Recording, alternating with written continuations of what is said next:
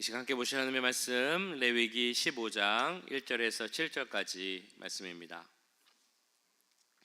레위기 15장 1절에서 7절까지 말씀, 구약성경 168페이지에 있습니다. 레위기 15장 1절에서 7절까지 말씀입니다. 제가 먼저 1절 읽고 한 절씩 교독하신 후에 마지막 7절은 함께 읽도록 하겠습니다. 여호와께서 모세와 아론에게 말씀하여 이르시되 이스라엘 자손에게 말하여 이르라. 누구든지 그의 몸에 유출병이 있으면 그 유출병으로 말미암아 부정한 자라. 그의 유출병으로 말미암아 부정함이 이러하니 곧 그의 몸에서 흘러나오든지 그의 몸에서 흘러나오는 것이 막혔든지 부정한즉 유출병 있는 자가 눕는 침상은 다 부정하고 그가 앉았던 자리도 다 부정하니 그의 침상에 접촉하는 자는 그의 옷을 빨고 물로 몸을 씻을 것이며 저녁까지 부정하리라. 유출병이 있는 자가 앉았던 자리에 앉는 자는 그의 옷을 빨고 물로 씻을 것이요 저녁까지 부정하리라. 같이 읽습니다. 유출병이 있는 자의 몸에 접촉하는 자는 옷을 빨고 물로 몸을 씻을 것이며 저녁까지 부정하리라. 아멘. 우리가 계속해서 레위기 말씀을 보고 있습니다. 레위기 1장에서 10장까지 말씀을 우리가 구분을 해보자면 레위기 앞부분은 제사에 대한 말씀입니다. 그리고 나서 11장부터 15장까지는 정결에 대한 정결법에 관한 말씀이라고 할 수 있습니다. 우리가 지난주에도 그렇고요, 제사에 대한 말씀을 보면서 우리가 하나님 앞에 설 때 하나님은 우리가 항상 정결한 모습으로 깨끗한 모습으로 하나님 앞에 서기를 원하신다라는 것을 우리가 이미 말씀을 통해 보았습니다. 이 말씀은 이런 의미입니다. 먼저는 우리가 하나님께 나아갈 때, 제사 드리러 나아갈 때 그냥 나오면 안 되고 우리의 죄 문제를 다 해결하고 그래서 회개하고 정결하고 깨끗한 모습으로 나아가야 한다. 그런 모습으로 제사 드려야 한다. 그런 의미가 있습니다. 뿐만 아니라 우리가 이 세상 삶을 살 때도 우리가 살아가는 그 모습 가운데 하나님 보시기에 정결한 그런 삶을 살아야 한다라는 의미가 있다는 것을 알아야 합니다. 그래서 레위기 앞부분, 아까 말씀드렸던 1장에서 10장까지는 제사를 드릴 때 우리가 어떻게 정결할 수 있을까, 이런 말씀을 나누고 있다면 오늘 오신 말씀을 포함한 11장부터 이후에서는 우리가 이 세상을 살아갈 때 실제 삶의 자리에서 어떻게 하면 깨끗해지고 정결할 수 있는가, 이 말씀을 계속하고 있습니다. 특별히 오늘 보신 15장 말씀에서는 유출병이라는 것을 이야기하면서 유출병이 무엇인가, 그리고 유출병과 관련해서는 우리가 어떻게 정결해질 수 있는가를 말씀해 주시고 있습니다. 2절에서는 이렇게 말씀하죠. 이스라엘 자손에게 말하여 이르라. 누구든지 그의 몸에 유출병이 있으면 그 유출병으로 말미암아 부정한 자라. 이 말씀에 나온 것처럼 누구든지 그 몸에 유출병이 있으면 부정한 자다라고 말씀을 합니다. 그 규례에 따르면, 그들이 갖고 있는 법에 따르면 유출병이 어떤 것인지는 이렇게 설명을 해줍니다. 남자든 여자든 일상생활에서 그 유출에 관련된 나타난 현상, 이것이 유출병이다라고 이야기를 합니다. 유출병은 어떤 성병이나 혹은 부인병과 연관된 그런 것일 수도 있고, 혹은 그런 사람들과 연관되어져서 어떤 개인적인 관계를 맺거나 그런 가운데서 나타나는 것이 유출병이다라고 규례에서는 이야기를 합니다. 그러면서 성경에서는 또한 말씀하시기를 이 모든 유출병은 다 부정하다라고 말씀을 합니다. 부정하다라는 말씀의 의미는 그 병을 가진 상태로는 하나님 앞에 나아갈 수 없다라는 그런 의미입니다. 그래서 나에게 유출병이 나타났다면 그 유출병을 다 문제를 부정하게 된 것을 해결해야 하고, 나뿐만이 아니라 그 유출병으로 인해서 접촉했던 모든 사람들도 그 문제를 해결하고 부정함을 깨끗하게 하고 정결한 모습으로 하나님 앞에 서야 된다라고 이야기하고 있습니다. 자, 그런데 레위기를 보면 이 여러 가지 이제 병이 나옵니다. 육체의 병들. 그런데 그 육체의 병을 우리의 영적인 모습으로 비교해서 해석하는 경우가 많이 있습니다. 대표적으로 어제 그저께 보셨던 말씀에 나왔던 문둥병, 이것을 우리의 영적인 모습, 영적인 죄에 비유해서 많이 이야기를 합니다. 왜냐하면 문둥병과 이 죄는 비슷한 점, 공통점이 많다라고 생각을 하기 때문입니다. 문둥병이 어떤 특징이 있는지 아십니까? 문둥병에 걸리면 이 몸의 감각이 없어진다라고 합니다. 그래서 무슨 일을 당하고 있는지, 내 몸에 어떤 일이 일어나고 있는지조차도 알 수 없게 만드는 것이 바로 문둥병입니다. 또 다른 문둥병의 특징이 있는데 그건 뭐냐면 전염성이 아주 강하다라는 것입니다. 전염이 잘 되고 빨리 퍼질 수 있는 것이 바로 문둥병이라는 것이죠. 자, 그런데 그런 특성이 죄에도 있습니다. 우리가 죄를 짓게 되면 그 죄는 우리를 무감각하게 둔해지게 만듭니다. 영적으로 죄라는 것을 깨달을 수 없을 정도로까지 만든다는 것입니다. 그래서 우리로 하여금 분별력을 잃게 하고 같은 죄를 반복하게 할 뿐만 아니라 죄를 짓는 것 자체를 무감각하게 만드는 것이 바로 그 죄의 특성입니다. 그리고 죄의 또 다른 특성이 있죠. 바로 전염성이 있다라는 것입니다. 나 혼자 죄를 짓고 끝나는 것이 아니라 그 사람이 속한 공동체에 그 죄를 짓게 하는, 전염되게 하는 그런 강한 특성이 바로 죄에 있습니다. 누구 한 사람이 죄를 지으면 그것이 서로에게 안 좋은 영향을 크게 미치게 하는 것이, 쉽게 미치게 하는 것이 바로 죄의 특성입니다. 이런 공통점이 문둥병과 죄에 있기에 문둥병에 대한 말씀을 주시면서 죄에 대해서도 우리가 깨어있고 깨달아야 한다라는 말씀을 함께 주시는 것으로 볼 수 있습니다. 자, 그러면 오늘 나온 유출병은 어떤 영적인 특성, 그러니까 특성이 있어서 우리의 영적인 모습과 비유할 수 있을까요? 유출병이 갖고 있는 특성, 오늘 나온 유출병의 특징은 무엇이냐면 혼자 본인 당사자만이 알 수 있는 병이다라는 그런 특성이 있습니다. 그러니까 이 병에 걸렸는지 안 걸렸는지, 이 병으로 인해서 부정한 상태인지 아닌지는 자신이 가장 먼저 잘 알 수 있고 또 자신만 알 수도 있는 그런 병이라는 것입니다. 나만 입 다물면 아무도 모를 수도 있는 병이 바로 이 유출병입니다. 내가 유출병에 걸렸는지 안 걸렸는지를 당사자 본인만 알 수 있다는 것이죠.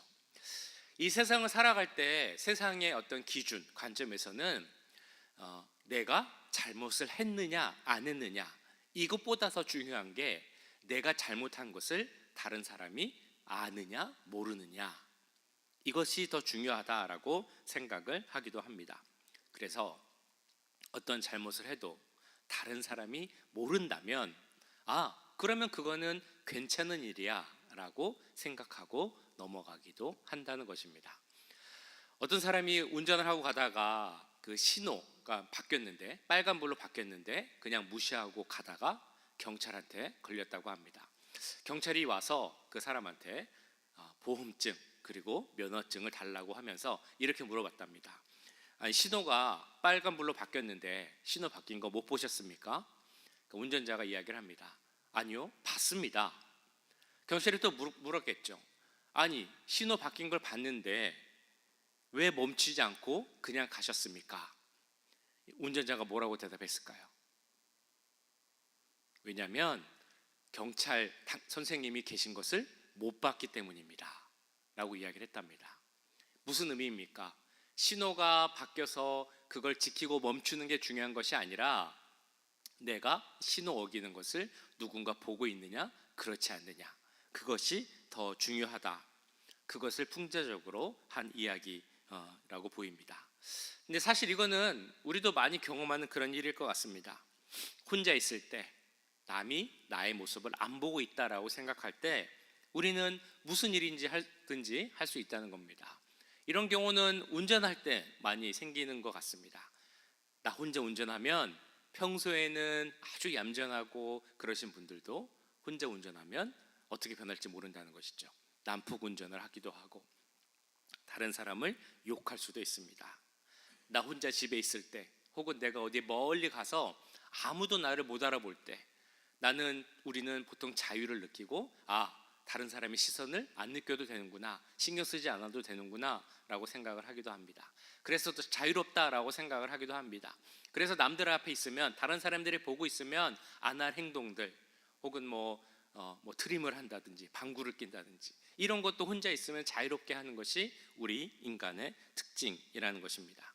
잘못한 일을 해도 들키지만 않으면 된다. 내가 어떤 안 좋은 일을 해도 다른 사람이 모르기만 하면 된다 라는 것이 우리 인간의 속성이라는 것이죠. 그리고 이런 유혹은 사실은 목사에게도 많이 오는 그런 유혹이기도 합니다. 다른 사람이 안 볼 때는 편안하게 내 마음대로 그렇게 지내다가 우리 사람들 앞에 섰을 때, 성도님들 앞에 섰을 때는 거룩한 것처럼 이렇게 하고자 하는 것이 목사에게 오는 그런 유혹이라고도 할 수 있다는 것입니다. 그런데 중요한 것은 하나님은 그걸 원하시지 않는다라는 것입니다. 다른 사람이 나의 모습, 잘못된 모습, 부정한 모습을 아느냐 모르느냐, 그것이 중요한 것이 아니기 때문에 내가 혼자 있을 때도, 아무도 나를 안 보고 있을 때도 내가 어떤 모습으로 있는가라는 것을 스스로 점검하고 확인해야 한다는 것입니다. 왜냐하면 하나님을 믿는 우리는 다른 사람들이 보기에 정결한 삶을 사는 것이 중요하다라고 생각하는 사람들이 아니라 하나님이 보시기에 정결한 삶을 사는 것이 중요한 하나님의 자녀이자 백성이기 때문입니다.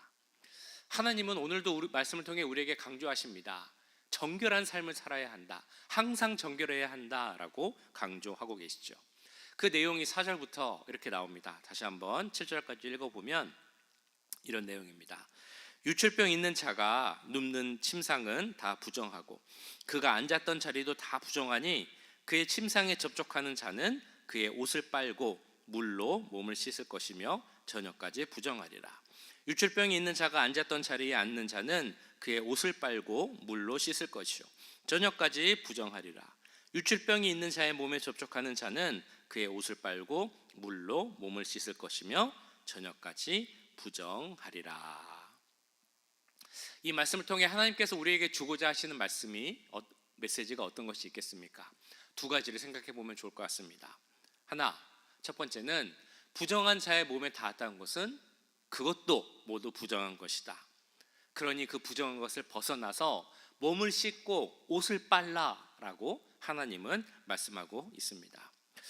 부정한 상태의 사람은 그 사람만 부정한 것이 아니라 그가 접촉했던 사람은 물론이거니와 그가 있었던 자리, 침상, 앉았던 곳, 혹은 그가 만졌던 물건들도 부정하다라고 레위기 15장은 말씀합니다.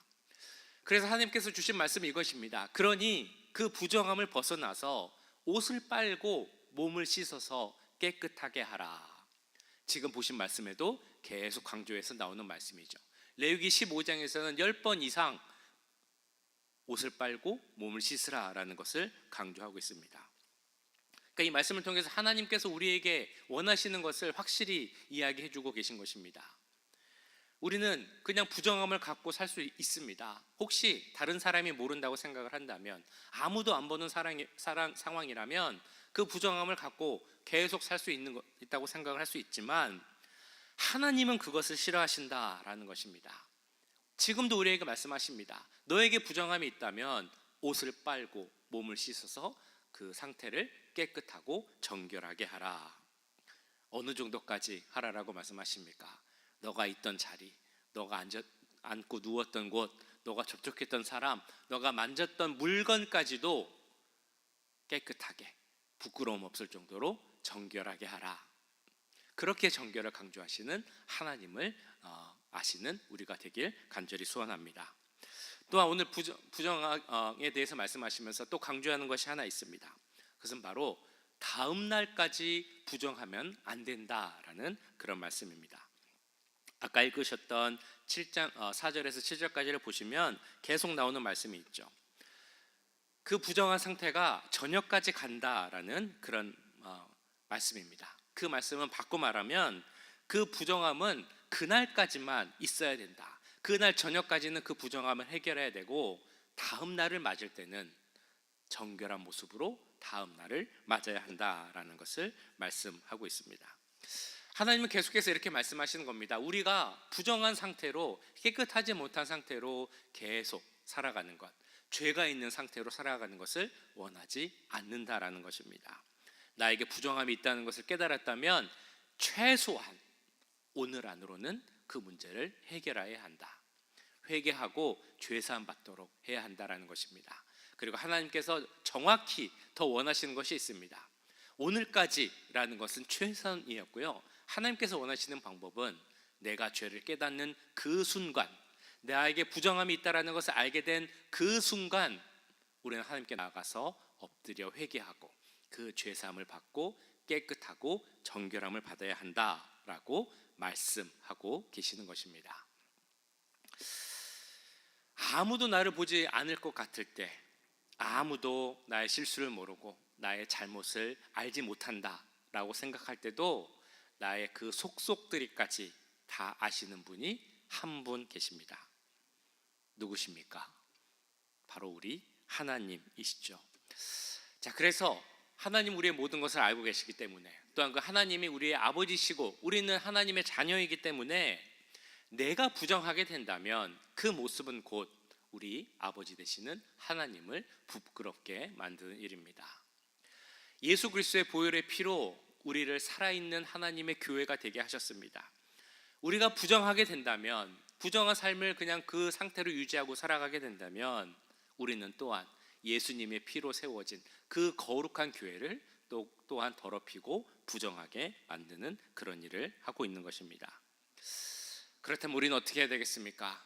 하나님께서 거하실 만한, 하나님께서 거처하실 만한 그런 거룩한 내 마음, 내 몸, 그리고 내 상태, 내 삶을 살아가도록 그렇게 정결하게 만들어가는 우리가 되길 간절히 바랍니다.